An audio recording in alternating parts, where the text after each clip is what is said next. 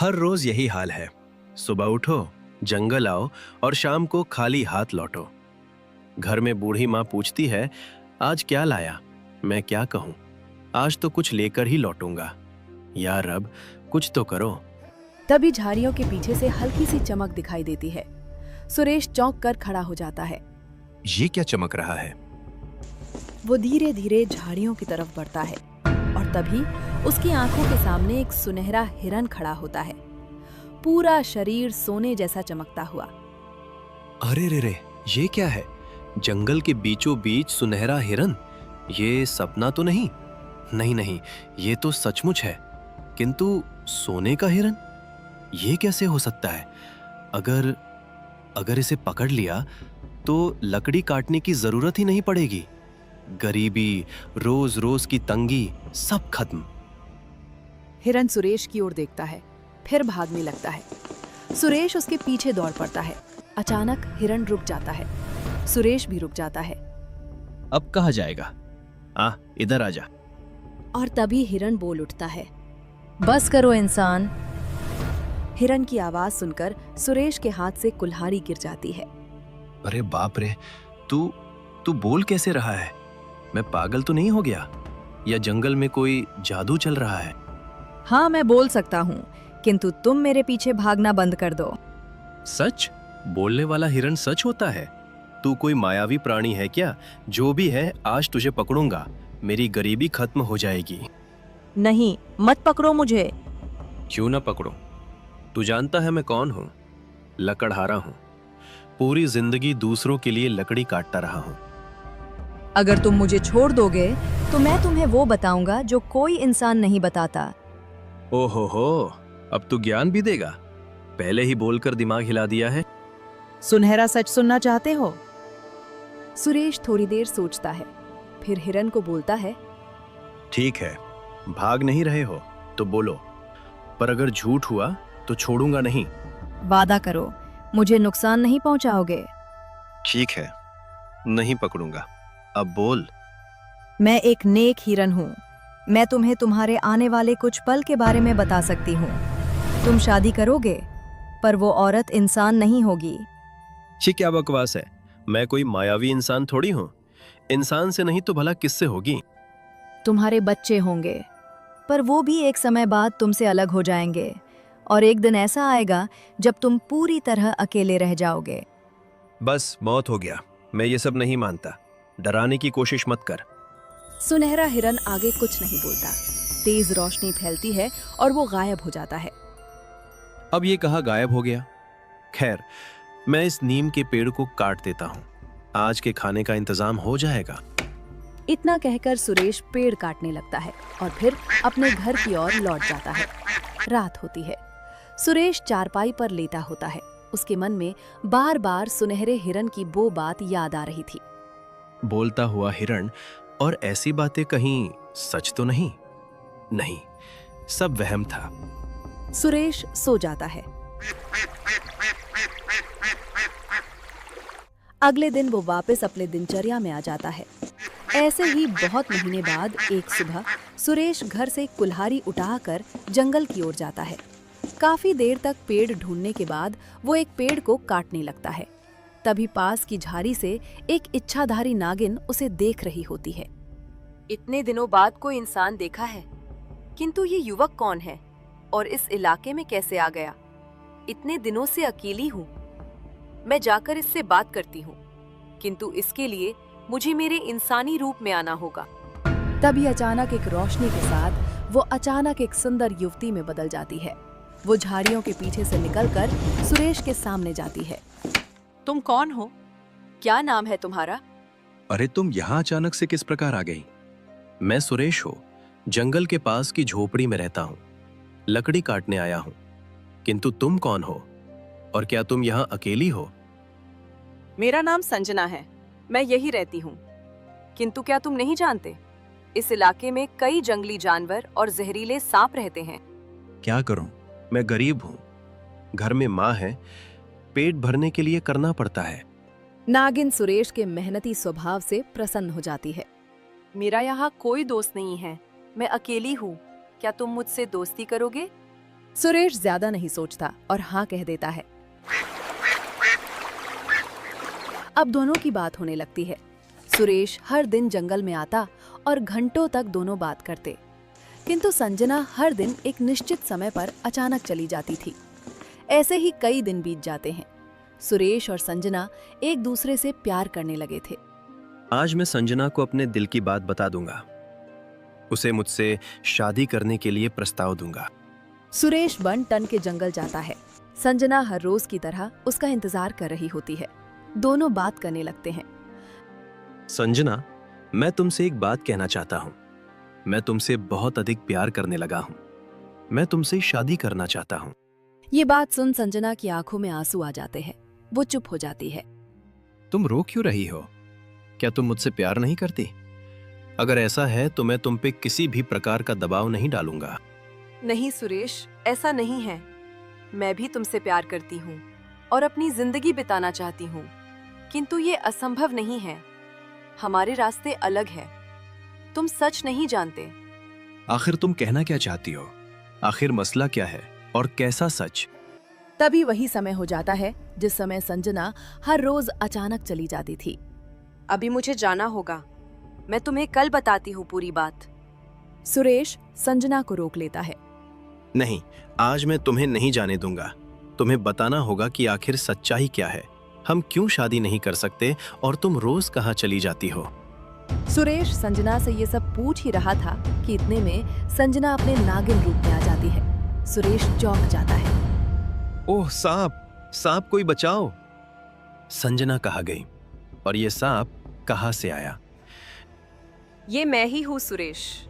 मैं एक इच्छाधारी नागिन हूँ और रोज इसी समय मैं अपने असली रूप में आ जाती हूँ।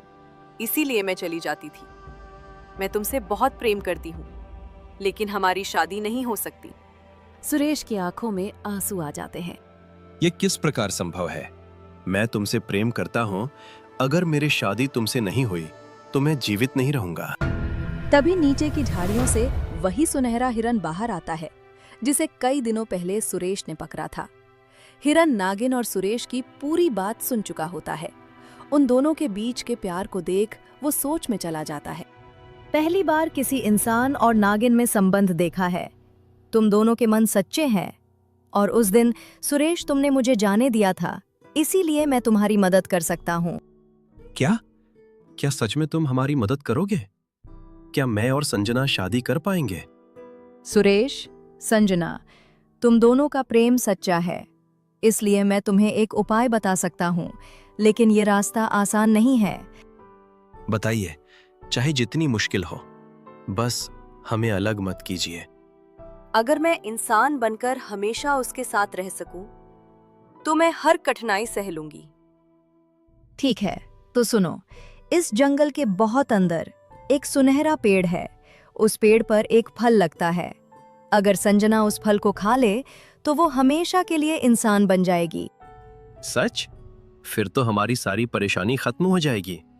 लेकिन एक बात हमेशा याद रखना, अगर तुम दोनों में से किसी ने भी जिंदगी में कभी किसी मासूम का दिल दुखाया, किसी के साथ अन्याय किया या किसी को दर्द पहुंचाया, तो उस पल संजना फिर से नागिन बन जाएगी और वापस वो कभी इंसान नहीं बन पाएगी। ये सुनकर संजना घबरा जाती है। सुरेश, अगर कभी गलती हो गई तो? नहीं होगी। हम किसी का दिल नहीं दुखाएंगे। मैं वादा करता हूं। आपने हमारी जिंदगी बचा ली। हम आपका ये एहसान कभी नहीं भूलेंगे। धन्यवाद। अगर आज आप नहीं मिलते तो शायद हमारा प्यार अधूरा रह जाता। जाओ पेड़ के पास और याद रखना, प्यार सिर्फ पाने का नाम नहीं, निभाने का नाम है। इतना कहकर वो तेज रोशनी में गायब हो जाता है। चलो, अब देर नहीं करनी चाहिए। दोनों जंगल की और अंदर बढ़ते जाते हैं। तभी अचानक पूरे जंगल में हल्की सुनहरी रोशनी फैल जाती है। देखो, वो सामने क्या है? उनकी आंखों के सामने एक विशाल पेड़ खड़ा होता है। उसकी पत्तियां सोने जैसी चमक रही होती हैं। बीच में एक फल लटक रहा होता है। यही है सुनहरा पेड़। हमने ढूंढ लिया, सच में ढूंढ लिया। संजना पेड़ के पास जाती है और फल तोड़कर खा लेती है। तेज रोशनी फैलती है। संजना इंसानी रूप में खड़ी होती है। मैं इंसान हूँ और मुझे कोई दर्द नहीं हो रहा। संजना इंसान रूप में आ जाती है। इसके बाद दोनों शादी कर लेते हैं और साथ रहने लगते हैं। कई वर्ष बीत जाते हैं। अब उनका हंसता हुआ परिवार था। उन्हें एक बेटी और एक बेटा हुआ। सब सही चल रहा था, किंतु संजना की सास और संजना में आए दिन बहस होती। एक दिन की बात है। माँ, आज आपकी पसंद की सब्जी बनाई है, गरम गरम है, खा लीजिए। ये क्या बना दिया है? ये सब्जी तो मुझे बिल्कुल नहीं भाती। ऊपर से ये ठंडी भी लग रही है। नहीं माँ, अभी अभी उतारी है चूल्हे से। अगर चाहे तो मैं फिर से गरम कर दूं? नहीं नहीं, अब क्या गरम करोगी? तुम्हारे हाथ का खाना मुझे पचता ही नहीं। पहले जैसी बात नहीं रही। संजना चुप हो जाती है। उसकी आंखों में हल्की नमी आ जाती है। अगर आपको कुछ और चाहिए तो बता दीजिए माँ, मैं बना दूंगी। छोड़ो, भूख ही नहीं है। इतने में सुरेश बाहर से आता है।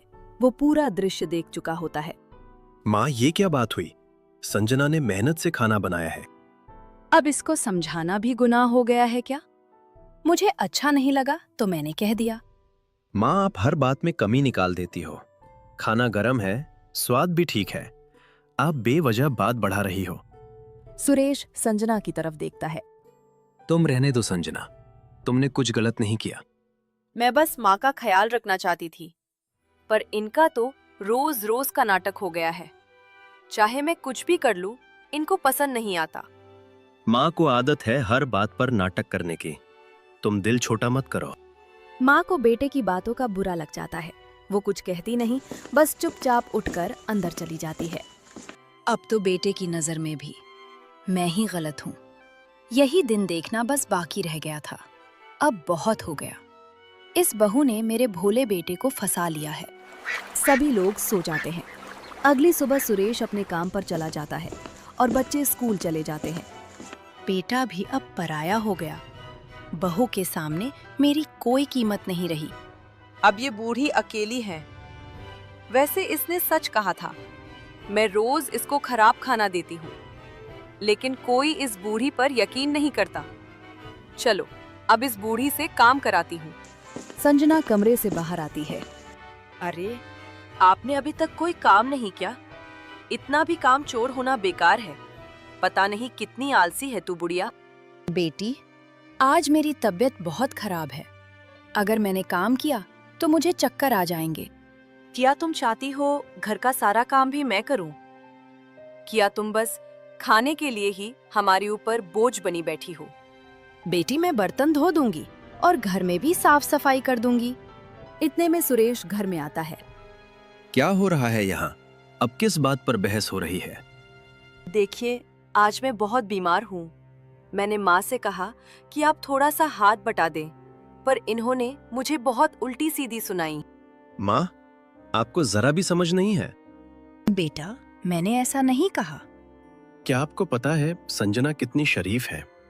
उसकी तबीयत सही नहीं है, पर आपसे इतनी मदद मांगने के बाद भी आपने उसको इतनी सुनाई। माँ की आंखों से आंसू बहने लगते हैं। संजना का गुस्सा और बढ़ जाता है। हर दिन यही होता है, कभी खाने में शिकायत, कभी बातों में ताना। अब काम तक आ गई बात। माँ, आप रोज रोज घर में क्लेश करती हैं। हम शांति से जीना चाहते हैं। तो अब माँ बोझ बन गई है। अगर आपको यहाँ रहना अच्छा नहीं लगता तो कहीं और चली जाइए। क्या बेटा, तू अपनी माँ को घर से निकाल रहा है? हाँ माँ, आप कुछ दिन के लिए कहीं चली जाइए। यहाँ रोज रोज लड़ाई ठीक नहीं। मैंने तुम्हें जन्म दिया, आज तुम मुझे घर से निकाल रहे हो। माँ, ये सब आपकी वजह से हो रहा है। अब जाइए। माँ धीरे धीरे उठती है। रब तुम्हें खुश रखे बेटा, मैं जा रही हूँ। माँ घर से निकल जाती है। जंगल के दूसरे छोर तक जाती है। वहीं एक पेड़ के नीचे बैठकर फूट फूट कर रोने लगती है। या रब, क्या यही मेरे कर्मों का फल था? उसके आंसू जमीन पर गिरते हैं। माँ के आंसू गिरते ही उसी पल संजना को तेज चक्कर आता है। सुरेश, मुझे अजीब लग रहा है। अचानक वही सुनहरी रोशनी फैलती है और संजना दर्द से चिल्ला उठती है। संजना, ये क्या हो रहा है? देखते ही देखते संजना नागिन में बदल जाती है। नहीं, ये कैसे? उसे सुनहरे हिरन की बात याद आती है। ये हमसे इतना बड़ा पाप हो गया। अपने बारे में सिर्फ सोचा हमने और माँ का दिल तोड़ दिया। संजना की आंखों से आंसू बहने लगते हैं। उसे पछतावा होने लगता है। अब मैं यहाँ नहीं रह सकती। बच्चों को सच पता चल गया तो मैं वापस जंगल में जा रही हूँ। संजना जंगल की ओर चली जाती है। सुरेश माँ को ढूंढने निकलता है। पूरे जंगल में आवाज देता, लेकिन माँ कहीं नहीं मिलती। वो वापस घर लौट जाता है। बच्चे दौड़ते हुए आते हैं। बाबा, माँ कहाँ है? माँ कुछ दिनों के लिए कहीं गई है। उधर जंगल में संजना अकेली रह रही होती है। इंसान की दुनिया और सांपों की दुनिया दोनों के बीच फंसी हुई। कई साल बीत जाते हैं। दीदी, क्या तुम्हें कभी लगता है कि बाबा हमसे पूरा सच नहीं कहते? जब भी माँ का नाम आता है वो बात बदल देते हैं। मुझे भी यही लगता है। अगर माँ सच में कहीं चली गई होती तो बाबा इतना डरते क्यों? उनकी आंखों में आज भी वही पछतावा दिखता है। और दादी, वो भी तो अचानक गायब हो गई थी। क्या इतना बड़ा इत्तेफाक हो सकता है? नहीं, मुझे लगता है माँ और दादी दोनों की कहानी एक ही है। तो फिर क्या हम जिंदगी भर बस इंतजार करते रहें? नहीं, अब हमें खुद चलकर सच ढूंढना होगा। बाबा को बताए बिना? अगर बताएंगे तो वो हमें रोक लेंगे और शायद कभी हमें जाने ही ना दें। दोनों चुपचाप फैसला कर लेते हैं। अगली सुबह सुरेश रोज की तरह जंगल चला जाता है। बच्चे धीरे धीरे घर की दहलीज पार करते हैं। सुरेश शाम को घर लौटता है तो घर खाली पाता है। बेटा, बेटी? कोई जवाब नहीं मिलता। अरे, बच्चे कहाँ चले गए? सुरेश को सुनहरी हिरन की बात याद आ जाती है। वो जमीन पर बैठ जाता है। नहीं, ये भी मुझे छोड़कर नहीं जा सकते। पहले माँ गई, फिर संजना गई, और अब बच्चे भी। रब क्यों? अब मेरे पास क्या बचा? सुरेश बच्चों को कई जगह ढूंढता है, किंतु थक हार के वापस आ जाता है। इधर बच्चे कई गांव पार करते हैं। वो दादी की झोपड़ी के पास पहुंच जाते हैं। दादी बाहर आंगन में बैठी थी। वो उन्हें पहचान लेते हैं। तुम लोग कौन हो? इस जंगल में बच्चे कैसे आ गए? दादी, हम आपके पोते पोती हैं। दादी की आंखें भर आती हैं।